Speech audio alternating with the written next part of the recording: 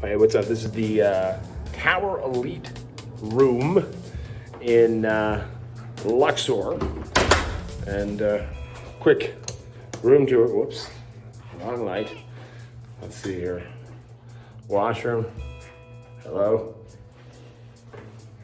It's a pretty big ass tub. Separate shower. I think you get the picture. It's okay. It's functional.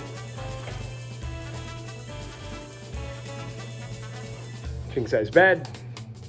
One of the cool things about this room is you do get a coffee maker, which is kind of nice, and a fridge, and there's nothing in it, which is perfect. You can,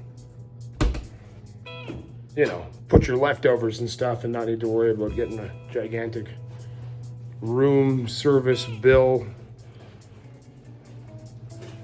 You know, it's fine. Again, that's sort of what I've always said about the Luxor. It's fine. The view is, well, there isn't much of one. I don't know if you guys are aware, but it looks like, I think the Tropicana's closed. I'm being facetious. I know it's closed. Anyway, there it is. There's Ash. Hi. And this is the Luxor Tower Elite King room. Yeah. And again, it's fine.